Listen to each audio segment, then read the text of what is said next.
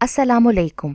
Welcome to my channel Urdu centres voice. तमाम video updates के लिए उर्दू सेंटर्स वॉइस को सब्सक्राइब करके बेल नोटिफिकेशन को ऑन कर दें। तो आइए सुनते हैं आज किसी की ज़िंदगी पर बीती हुई एक नाकाबिले फरामोश कहानी। बचपन नाम है हसीन यादों का। ज़िंदगी के 6.5 दहाइयाँ गुजार के ये यादें और भी खूबसूरत लगती हैं, मगर इन हसीन भूल भुलैयों में एक इसरार भी पोशीदा है। क़याम पाकिस्तान से कबल अम्मा और अब्बा उसी मोहल्ले में रहते थे जहां मेरा और मेरे बाकी बहन भाइयों का जन्म हुआ। हमारा शहर अगरचे बहुत बड़ा और नामी गरामी शहर नहीं था, मगर बहरहाल शहर ही था। रेलवे लाइन से कुछ फासले पर हमारा इलाका था। हमारे मोहल्ले में क़याम से कबल मिली जुली आबादी थी, जिनमें सिख, ईसाई, मुसलमान, हिंदू वगैरह शामिल थे। चूँकि मेरी पैदाइश क़याम पाकिस्तान के 3 साल बाद हुई, सो ये सब बातें अम्मा अब्बा से मालूम हुई। हमारे घर के बिल्कुल सामने वाला घर तकसीम से कबल एक हिंदू ख़ानदान का था, जो मोहल्ले में सबसे ज़्यादा खुशहाल थे। मोहल्ले के तमाम घराने एक मुश्तरक बड़े कुएं से पानी हासिल करते थे, जबकि उस हिंदू ख़ानदान ने अपने ही घर में अपना एक ज़ाती कुआं बनवा रखा था। फिर तकसीम का ऐलान होते ही ये लोग बाकी हिंदुओं के साथ चले गए और ये घर बंद हो गया। मुकामी लोगों में से हर एक की कोशिश थी कि ये घर उनके कब्ज़े में चला जाए, मगर कुछ ही अरसे के बाद दिल्ली से ताल्लुक़ रखने वाला एक मुहाजिर ख़ानदान आकर उसमें आबाद हो गया।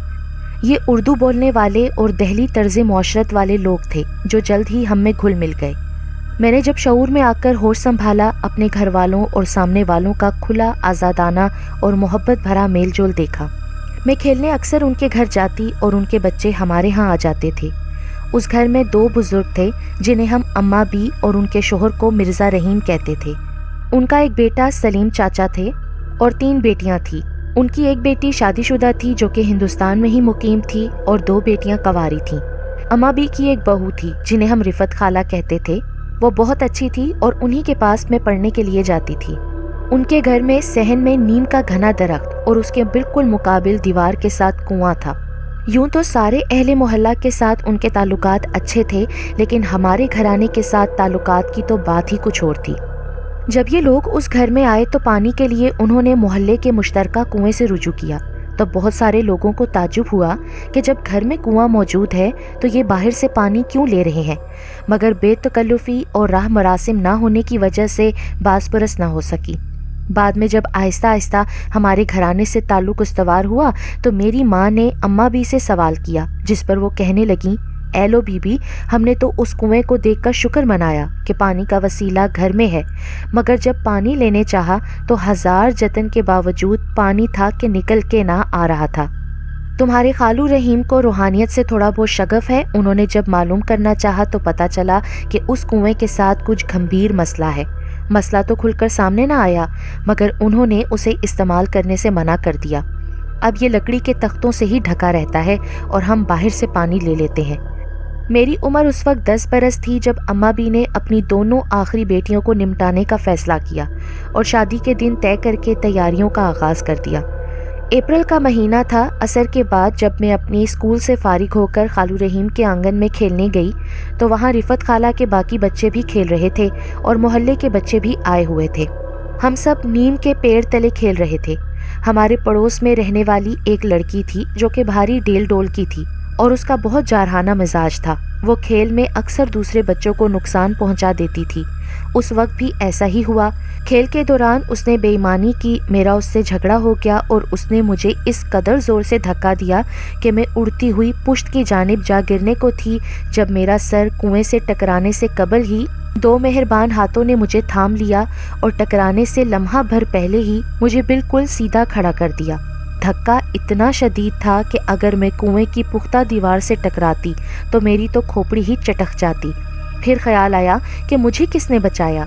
मैंने घूम फिर के चारों तरफ देखा, कोई सामने नहीं था। सिर्फ बच्चे ही खड़े थे जो वो भी हैरान होकर देख रहे थे कि मैं कैसे बची। इस हादसे से बाल बाल बच जाने पर मैंने मज़ीद खेलने का इरादा तर्क कर दिया और मैं वापस घर आ गई। बस यही ख्याल रहा कि मुझे किसने बचाया, जबकि वहाँ दिखाई मुझे कुछ भी ना दिया। लेकिन उस पकड़ कर खड़ा करने वाले के लमस का एहसास बिल्कुल वाज़ेह था। मैंने ये सोचकर किसी बड़े से जिक्र नहीं किया कि कोई भी मुझ पर यकीन नहीं करेगा। ادھر رحیم خالو کے ہاں شادی کی تیاریاں زور پکڑ چکی تھیں۔ مہمانوں کی آمد کا سلسلہ شروع ہو چکا تھا۔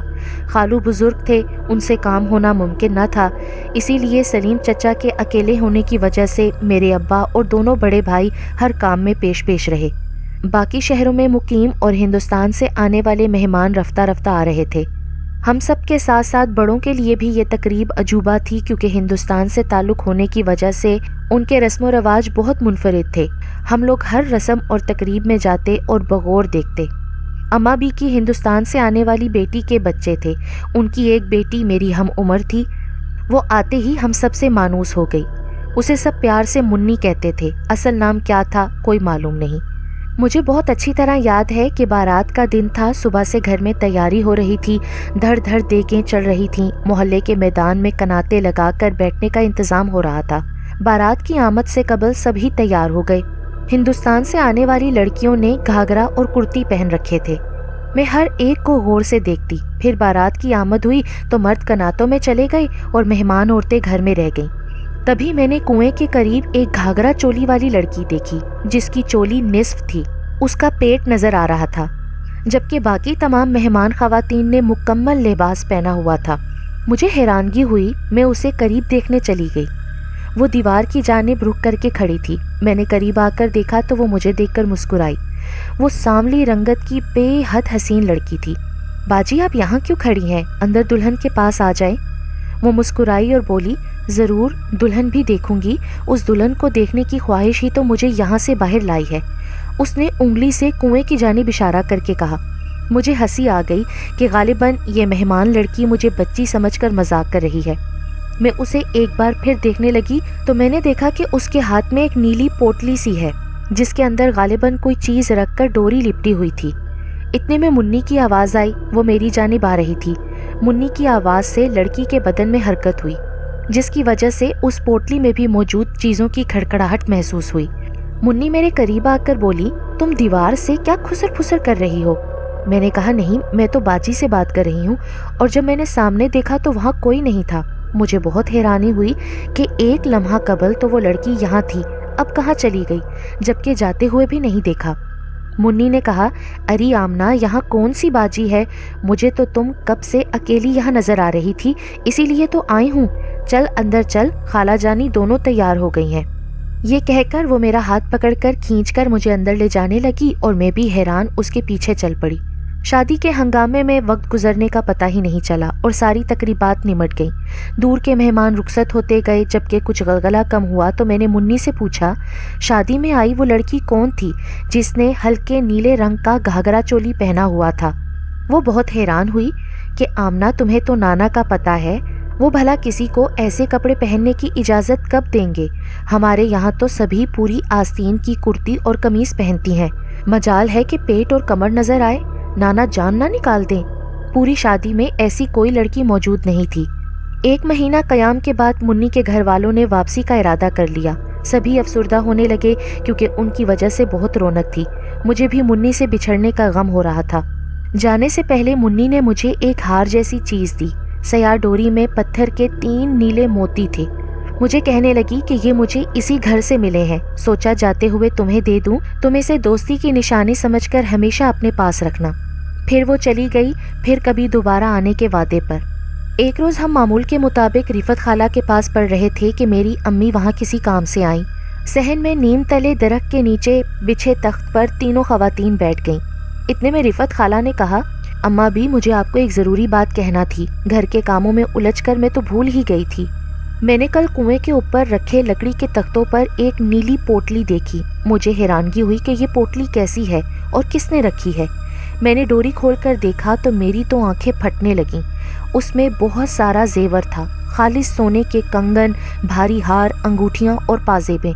میں گھبرا کر اماں بھی آپ کو آواز دینے لگی کہ خود بخود میری نظر نیم کے درخت پر چلی گئی۔ وہاں ایک 17-18 برس کی ہلکے نیلے گھاگرے اور چولی میں ایک خوبصورت لڑکی بیٹھی تھی۔ اس نے انگلی ہلا کر اشارہ کیا کہ نہ، کسی کو آواز نہ دینا۔ میں نے جب دوبارہ پوٹلی دیکھی تو پوٹلی غائب تھی، اور جب میری نظر دوبارہ درخت کی شاخ پر بیٹھی لڑکی کی طرف گئی تو وہ بھی غائب تھی۔ میں نے فوراً آیت الکرسی پڑھنا شروع کر دی کہ بھلا 2 لمحوں میں سب کا سب کیسے غائب ہو گیا۔ پھر اماں بھی کہنے لگیں اے دلہن تمہارے ابا نے یوں ہی تو کنویں کو بند نہیں کروایا نا، کوئی نہ کوئی بات تو تھی، مگر سوچتی ہوں کہ ہم تو کب سے اس گھر میں اب مقیم ہیں، پہلے ہمیں کیوں نہ کچھ نظر آیا۔ پھر میری امی نے رفت خالہ سے پوچھا کہ اس لڑکی کا شکل یا حلیہ یاد ہے؟ رفت خالہ بولیں آپا میں نے اسے شاخ پر بیٹھے دیکھا تھا، وہ دبلی پتلی لمبی سی مگر بہت زیادہ خوبصورت سانولی رنگت کی لڑکی تھی۔ اس نے پاؤں میں پازیبیں پہنی ہوئی تھیں، جبکہ ایک پاؤں کی پازیب اتر کر اس کے گھاگرے سے لٹک رہی تھی۔ اس کے گلے میں سونے کی زنجیر بھی تھی۔ میری امی بہت دیر تک سوچتی رہیں، پھر کہنے لگیں آپ لوگوں کے آنے سے پہلے یہاں لالا مرلی دھر رہتے تھے، ان کی سب سے چھوٹی بیٹی ایسی ہی تھی جیسی آپ بتا رہے ہیں، مگر وہ لوگ تو اعلان کے 15 روز بعد ہی چلے گئے تھے، دن میں وہ سب سے ملے اور رات کو خاموشی سے اندھیرے میں نکل گئے۔ پھر اماں بھی قیاسرائی کرنے لگیں کہ کہیں ہجرت کرتے ہوئے ان کی وہ بیٹی ماری گئی ہوگی اور اس کی روح ہمیں اس گھر میں نظر آ رہی ہے۔ اب عورتوں کے درمیان ہونے والی گفتگو سے میں نے یہ اندازہ لگایا کہ وہ دکھائی دینے والی لڑکی کوئی روح ہے۔ اس وقت مجھے روح کے بارے میں علم نہ تھا کہ روح کیا ہوتی ہے۔ رات کو ابا بستر پر سونے کے لیے آئے تو میں ان کی چرپائی پر آ کر بیٹھ گئی۔ ابا یہ روح کیا ہوتی ہے؟ ابا نے چونک کر میری جانب دیکھا اور کہا کہ تم کیوں پوچھ رہی ہو؟ ابا بس ویسے ہی پوچھ لیا۔ بیٹا ہمارا یہ جسم گوشت پوست کا بنا ہے، اس جسم کو چلانے والی شے کو روح کہتے ہیں۔ جب روح جسم سے نکل جاتی ہے تو ہم کہتے ہیں کہ فلاں انسان دنیا سے چلا گیا، یعنی فوت ہو گیا۔ روح کسی کو نظر نہیں آتی، وہ اپنے رب کی طرف لوٹ جاتی ہے اور جسم کو ہم زمین میں دفن کر دیتے ہیں۔ میں کچھ دیر کے بعد اپنے بستر پر آ کر لیٹ گئی اور اپنے گلے میں پہنی ڈوری پہ پروئے نیلے پتھروں پر ہاتھ پھیرنے لگی۔ اتنے میں سو گئی۔ سوتے ہوئے میں نے خواب دیکھا۔ خواب میں خود کو رحیم خالو کے گھر میں دیکھتی ہوں۔ وہاں رحیم خالو کے گھر کے افراد کی بجائے انجانے چہرے دیکھے۔ ایک بے حد سانولی رنگت کا ادھیڑ عمر مرد نیم کے درخت کے نیچے بچھے تخت پر بیٹھا ہوا تھا۔ اس نے کسی کو آواز دی۔ اس کی آواز پر بڑے کمرے سے ایک لڑکی نکلی۔ وہ برآمدے میں آ کر ستون کے ساتھ کھڑی ہو گئی۔ پھر وہاں سے ایک اور لڑکی دوڑتی ہوئی آئی۔ وہ بھاگ کر اس آدمی کے پاس گئی اور اس سے لپٹ کر پیار کرنے لگی۔ یہ وہی لڑکی تھی جو میں نے آنگن میں کنویں کے پاس دیکھی تھی۔ باپو تم اتنے روز کے بعد آ رہے ہو، معلوم ہے میں تمہیں 3 دن کے بعد دیکھ رہی ہوں، جلدی آ جاتے نا۔ اری پگلی ابھی کام تو اور بھی تھا، مگر جانتا تھا کہ کچھ دن اور رکا تو تو ناراض ہو جائے گی۔ یہ دیکھ میں تیرے لیے کیا لایا ہوں۔ اتنے میں ستون کے پیچھے کھڑی لڑکی بھی خاموشی سے ان دونوں کے قریب آ کر کھڑی ہو گئی۔ اس آدمی نے قریب رکھے کپڑے کے تھیلے سے ایک مالا نکالی، وہی کالی ڈوری میں پروئے 3 نیلے پتھروں والی مالا، اور اپنی بیٹی کے ہاتھ پر رکھ دی، جسے دیکھ کر وہ لڑکی تو بہت خوش ہو گئی۔ باپو کتنی پیاری ہے، یہ میرے لیے لائے ہو؟ یہ کہتے ہوئے اس نے گلے میں ڈال لی۔ باپو میں ماں اور بھائیوں کو دکھا کر آتی ہوں۔ یہ کہتے ہوئے وہ اٹھی تو سامنے کھڑی بہن کا چہرہ غصے سے سیاہ پڑ گیا۔ وہ کھولتی ہوئی آواز میں بولی، باپو تمہاری ہر چیز اس راج کماری کے لیے ہوتی ہے، میں تو تمہاری بیٹی نہیں نا، غصہ کیوں کرتی ہے؟ دیکھ میں تیرے لیے کتنے خوبصورت زیور بنوا کر لایا ہوں، آخر کو تیرے لیے ہی گیا تھا نا۔ یہ کہہ کر اس نے پوٹلی بیٹی کو پکڑائی تو وہ پاؤں پٹکتی ہوئی اندر چلی گئی۔ اسی لمحے میری آنکھ کھل گئی۔ خواب اتنا واضح تھا کہ اس کے تمام جزیات ذہن پر جیسے نقش ہو گئے۔ میں سمجھ گئی کہ میرے پاس موجود یہ مالا اس خواب والی لڑکی کی تھی۔ میں جب بھی رحیم خالو کے گھر پڑھنے جاتی تو میرا دھیان کنویں اور اس کے اطراف پر رہتا۔ میں منتظر رہنے لگی اس لڑکی کی۔ پھر ایک روز وہ گھڑی آ گئی۔ محلے میں ایک عورت کا انتقال ہو گیا۔ اماں بھی اور رفت خالہ وفات پانے والی کے ہاں چلی گئیں۔ خالو طبیعت ناساز ہونے کی وجہ سے سو رہے تھے، جبکہ سلیم چچا اپنے کام پر تھے۔ میں آنگن میں اکیلی تھی۔ اتنے میں مجھے لگا مجھے کسی نے آواز دی ہے۔ میں نے بے ساختہ آواز کی سمت دیکھا تو کنویں پر رکھے لکڑی کے تختوں پر مجھے وہ لڑکی بیٹھی دکھائی دی۔ باجی آپ روح ہیں نا؟ سنو لڑکی، تمہاری اماں مجھے بہت اچھی طرح جانتی ہیں، بلکہ وہ میرے سبھی گھر والوں کو بھی جانتی تھیں۔ میں نے بہت انتظار کیا ہے کہ میرے گھر والوں میں سے کوئی نہ کوئی آئے، مگر سالوں گزر گئی، کوئی نہیں آیا۔ میں اس قید و بند سے تھک چکی ہوں۔ تم میرا ایک کام کرو گی؟ ہاں کہو نا، کیوں نہیں، ضرور کروں گی۔ اس نے ہاتھ میں پکڑی پوٹلی میری طرف بڑھائی اور کہا، یہ میرے ماتا پتا کے زیورات ہیں، تم یہ سب ان بڑے میاں کو دے دینا جن کو تم سب رحیم خالو کہتے ہو۔ میں ان کے پاس نہیں جا سکتی کیونکہ وہ اپنے دھرم کے کچھ کلمات پڑھتے رہتے ہیں۔ میرے باپو ہندوستان میں الہ آباد میں رہتے ہیں۔ جب سے تم نے گلے میں یہ مالا پہنی ہے نا، تب سے میرا تم سے بات کرنا آسان ہو گیا ہے۔ پھر وہ میرے سامنے بیٹھے بیٹھے غائب ہو گئی۔ میں نے زیورات کی پوٹلی لی اور چلتی ہوئی رحیم خالو کے کمرے کی طرف گئی۔ میں ان کے کمرے کا دروازہ کھٹکھٹانے ہی لگی تھی کہ خالو نے خود ہی دروازہ کھول دیا۔ خالو اندر آ کر میری بات سن لیں۔ اس وقت جیسے میری عمر میں از خود اضافہ ہو گیا ہو، میرے انداز میں بھی سنجیدگی آ گئی۔ یہ سب غیر اختیاری تھا۔ خالو بھی غالباً میرے انداز پر ٹھٹک گئے، الٹے قدموں واپس ہو لیے اور پلنگ پر بیٹھ کر بولے، کہو بیٹی کیا بات ہے؟ میں نے ہاتھ میں پکڑی پوٹلی جو خاصی بھاری تھی خالو کی گود میں رکھ دی، ساتھ ہی فراٹے سے کنویں والی لڑکی کی تمام کتھا بیان کر دی۔ یہ پیغام سن کر خالو حیران ہو گئے۔ انہوں نے پوٹلی کھول کے دیکھی تو وہ خالص سونے کے زیورات سے بھری تھی۔ بیٹی تم میرا کہنا مانو گی؟ تم اس بارے میں کسی سے کوئی بات نہ کرنا۔ اس مرحومہ لڑکی نے کچھ سوچ کر ہی تمہیں رابطے کا ذریعہ بنایا ہے۔ تمہارا بھی فرض ہے کہ تم اس کا اور ہمارا بھرم رکھو، باقی کے معاملات ہم خود دیکھ لیں گے۔ اس رات جب میرے ابا دکان بند کر آئے تو سلیم چاچا گھر پر موجود تھے۔ انہوں نے کہا کہ خالو رحیم انہیں بلا رہے ہیں۔ ابا ان کے ساتھ چلے گئے۔ جب واپس آئے میری اماں نے پوچھا کیا وجہ تھی تو ابا میرے ٹال گئے۔ اگلے دن میں اماں بھی کے گھر کھیلنے کے لیے جا رہی تھی کہ میری ماں نے مجھے منع کر دیا، آج نہ جاؤ، وہاں کوئی بزرگ آئے ہوئے ہیں۔ پھر اسی شب معلوم پڑا کہ رحیم خالو ہندوستان جا رہے ہیں اور انہوں نے میرے ابا کو بھی ساتھ چلنے کو کہا ہے۔ 6 روز کے بعد ابا جو کبھی شہر سے باہر نہ گئے تھے رحیم خالو کے ہمراہ ہندوستان چلے گئے۔ ٹھیک 1 ہفتے بعد دونوں کی واپسی ہوئی۔ میرے علم میں کوئی بات نہ آ سکی، اب مجھ سے صبر نہ ہو رہا تھا۔ میں نے اپنی ماں سے کہا کہ میں اماں بھی کے گھر جا رہی ہوں، مجھے خالو سے دم کروانا ہے، میرے سر میں درد ہے۔ میں جب وہاں گئی تو اماں بھی نے مجھے بیٹھک میں بھیج دیا۔ خالو تسبیح پڑھ رہے تھے۔ میں نے انہیں سلام کیا تو انہوں نے سلام کا جواب دیتے ہوئے کہا، مجھے معلوم ہے بیٹی تم کس لیے آئی ہو۔ جب ہم سب اس گھر میں مقیم ہوئے تھے تو مجھے اس کنویں سے وابستہ غیر معمولی بات کا ادراک ہوا تھا، مگر زیادہ تحقیق مناسب نہ سمجھی۔ لیکن افسوس مجھے معاملے کی تہہ تک جانا چاہیے تھا۔ میں نے کسی ناگوار امر سے بچنے کے لیے جو غفلت برتی تھی وہ کسی کے لیے طویل انتظار کا باعث بنی۔ میں نے تمہاری زبانی پیغام سنتے ہی ایک بزرگ سے رابطہ کیا، انہیں گھر پر بلایا۔ انہوں نے رات کی تنہائی میں اس مظلوم اور معصوم بچی کی روح کو طلب کیا۔ اس نے اپنا نام مالنی بتایا۔ اس نے کہا کہ اس گھر میں پہلے رہنے والے مرلی دھر کی وہ آخری بیٹی تھی اور غضب کا حسن رکھتی تھی۔ وہ اپنے باپ کی بے حد لاڈلی تھی۔ مالنی کے حسن کی وجہ سے اس کو گھر والے بھی اور باہر والے بھی سب بہت پسند کرتے تھے، جبکہ اس کی کم صورت بڑی بہن اس سے حسد کرتی تھی اور بہت زیادہ نفرت کرنے لگی۔ مرلی دھر کے اس گھر سے ایک گھر چھوڑ کے اگلے گھر میں اس کی بہن رہتی تھی، جس کا بیٹا بھی نہایت خوبصورت تھا۔ مالنی کی بڑی بہن شالنی اپنے اس کزن کو بہت پسند کرتی تھی، جبکہ اس کا کزن مالنی کو پسند کرتا تھا، لیکن یہ بات مالنی کو معلوم نہیں تھی۔ شالنی نے اپنے پھوپھی زاد کو اپنی جانب راغب کرنے کے لیے بہت جتن کیے، مگر اس نے رتی برابر بھی اثر نہ لیا۔ پھر مرلی دھر نے اپنے ہی رشتہ داروں میں کسی جگہ بڑی بیٹی کی بات طے کر دی اور ساتھ ہی تیاری بھی شروع کر دی کہ شادی بھی جلد ہو جائے۔ کیونکہ تحریک پاکستان زوروں پر تھی، اسی لیے اس نے اپنی بیٹی کے لیے بہت سارا زیور تیار کروایا اور تمام تر جلدی کے باوجود تقسیم کا اعلان ہو گیا۔ اب طے یہ ہوا کہ شالنی کی شادی وہ ہندوستان جا کر ہی کریں گے اور پھر ہجرت کی تیاری شروع کر دی۔ ادھر شالنی کے دل میں آگ بھڑک رہی تھی، وہ جسے چاہتی تھی وہ بھی اس کی بہن کا شیدائی تھا۔ اب تو اس کا رشتہ کہیں اور ہو گیا تھا، ان دونوں کے لیے اب راہ ہموار ہو گئی تھی۔ اس نے اپنی معصوم بہن کو نیست و نابود کرنے کے لیے ایک بھیانک منصوبہ رچایا تاکہ اس کا پھوپھی زاد کبھی بھی مالنی سے شادی نہ کر سکے۔ جس رات انہوں نے ہجرت کے لیے نکلنا تھا، سب تیاری مکمل تھی۔ اس کی ماں نے مالنی سے کہا کہ وہ جا کر کنویں سے پانی لے آئے، کیا پتا راستے میں پانی میسر نہ ہو۔ مالنی کنویں سے پانی بھرنے کے لیے گئی۔ تمام افراد خانہ آخری کمرے میں تھے۔ شالنی چپکے سے زیورات والی تھیلی چھپا کر اس کے پیچھے آ گئی اور کنویں پر آ کر مالنی کے پیچھے کھڑی ہو گئی۔ جیسے ہی مالنی نے کنویں میں بالٹی پھینکی، شالنی نے دھکا دے دیا۔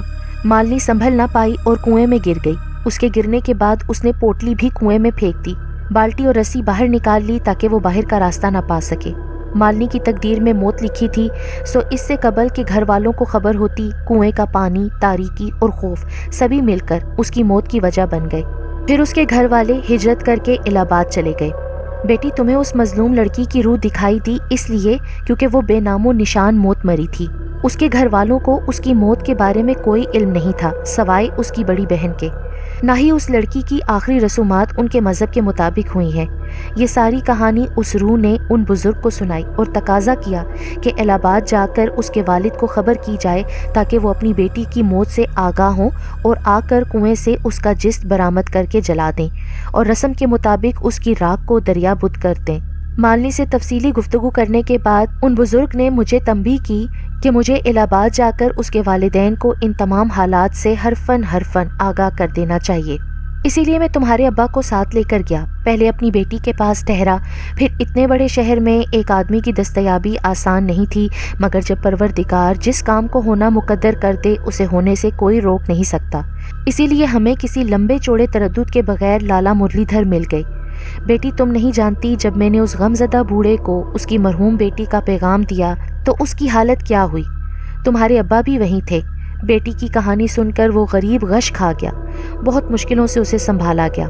हमारी बात की सच्चाई की गवाही उन जेवरात ने दी जो मैंने पैगाम के साथ दिए थे। बाप के साथ साथ माँ और भाई भी अश्कबार थे। उन्होंने हमारा बहुत शुक्रिया अदा किया कि हम मज़हब ना होने के बावजूद हमने उनके लिए इतनी तकलीफ़ उठाई। अब वो अनकरीब यहाँ आने वाले हैं। वो जब आएँ तो मैं तुम्हारी उनकी मुलाकात ज़रूर कराऊंगा। ये कहते हुए उन्होंने शफकत से मेरी पीठ थपथपाई और फिर तस्बीह पढ़कर मुझ पर फूंक मार दी। वो जुमेरात का दिन था। स्कूल से आने के बाद पता चला कि सलीम चाचा के यहाँ मालनी के घर वाले आए हैं। अम्मा उनके घर जाने लगीं तो मैं भी साथ हो ली। मेरी अम्मी तो उनसे पहले से ही वाकिफ़ थीं। खालू रहीम ने लाला मुरलीधर को समझा दिया कि बात घर की इज्जत की है, इसीलिए जल्दी से काम ना लिया जाए, बल्कि सब्र करें और लाश की बरामदगी का काम रात के अंधेरे में अंजाम दें। शाम को मैं घर आ गई और सो गई, इस बेचैनी के साथ कि आगे क्या हुआ होगा। अगले दिन जब मैं खालू रहीम के घर में गई तो मेरे से उन्होंने कोई बात ना की।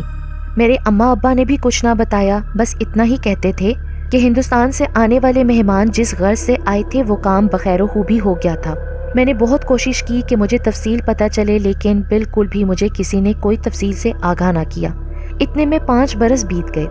अब खालू रहीम अक्सर बीमार रहने लगे। मुझे मालूम हुआ कि खालू रहीम को असहाल का मर्ज लाहक हो गया है।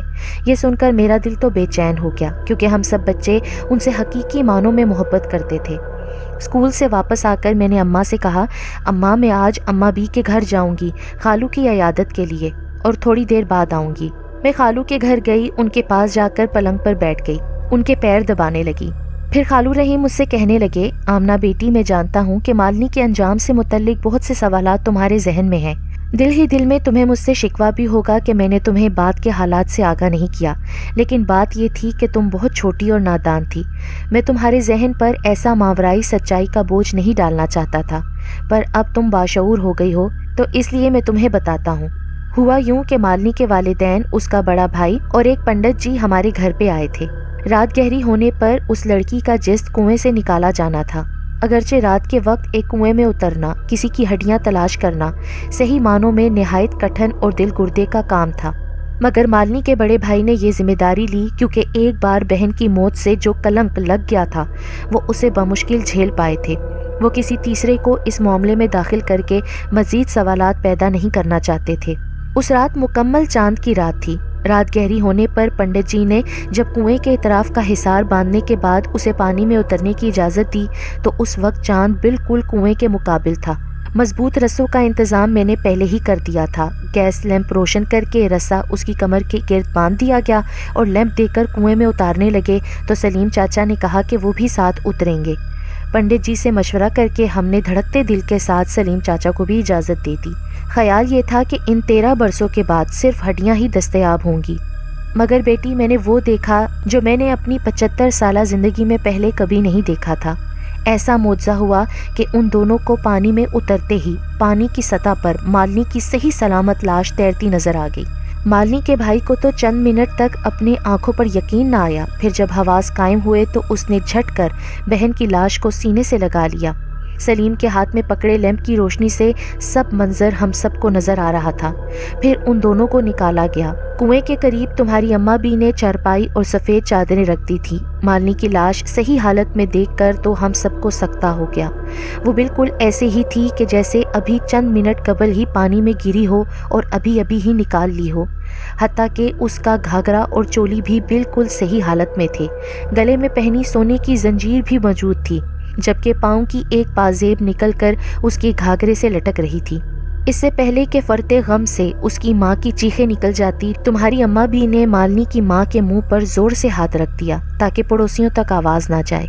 آنسو تو ہم سب کے بھی بہہ رہے تھے۔ میں نے دھیمے سے لالا مرلی دھر سے سوال کیا، آپ تو کہتے تھے کہ آپ کی بیٹی کلنکنی تھی، پھر یہ کیا ہے؟ انہوں نے کہا، میاں جی میں خود یقین نہ کر سکا تھا، مگر شالنی نے مالنی کے غائب ہونے پر کہا تھا کہ وہ پڑوس کے مسلمان لڑکے سے ملتی تھی، اس کے ساتھ شادی رچانے کے شوق میں عین وقت پر زیور چرا کر اس لڑکے کے ساتھ بھاگ گئی تاکہ ہم سب اس کو ہندوستان ساتھ نہ لے جا سکیں۔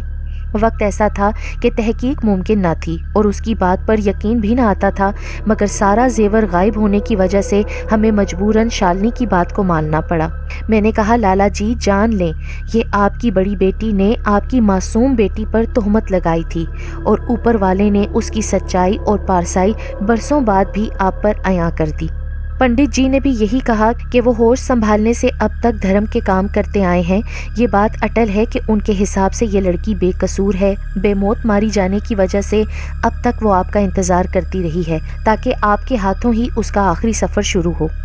ہم سب بہت افسردہ تھے، آہوں اور سسکیوں نے رات کے اس پہر پر ساری فضا کو غمزدہ کر دیا تھا۔ صبح ہوتے ہی تابوت میں میت ڈال کر وہ لوگ روانہ ہو گئے۔ جاتے ہوئے مالنی کی ماں نے بتایا تھا کہ انہوں نے ہندوستان جا کر شالنی کی شادی کر دی تھی، مگر سالوں گزر جانے کے بعد بھی اس کی اولاد نہ ہوئی۔ پھر ایک بہت ہی بھیانک حادثے میں شالنی کے دونوں ہاتھ بیکار ہو گئے۔ سسرال والوں نے اسے گھر سے نکال دیا اور پھر کچھ عرصے کے بعد شالنی کا انتقال ہو گیا۔ اس پر تمہاری اماں بھی کہنے لگیں، جن ہاتھوں نے معصوم بہن کو بے موت مارا تھا وہ بیکار ہی ہونا تھے۔ پھر وہ تمام لوگ چلے گئے ایک دکھ بھری کہانی کو چھوڑ کر۔ ان کے جانے کے بعد میں نے یہ کنواں مستقلاً بند کروا دیا۔ یہ سب بتاتے ہوئے خالو میاں کی آنکھوں میں تو آنسو تھے۔ میں نے خالو رحیم کو کہا کہ ان کے والدین کے یہاں سے جانے کے بعد میں نے مالنی کو خواب میں دیکھا تھا، وہ بہت خوش تھی اور اس نے مجھے کہا تھا کہ میرے سبب اس کی انتظار کی گھڑیاں ختم ہوئیں۔ بہرحال اس واقعے سے یہ بات تو واضح ہو گئی کہ حسد کی آگ سب سے زیادہ بہن بھائیوں کے مابین ہوتی ہے، جیسے قابیل اور حابیل کا واقعہ اور جیسے برادران یوسف کا قصہ تھا۔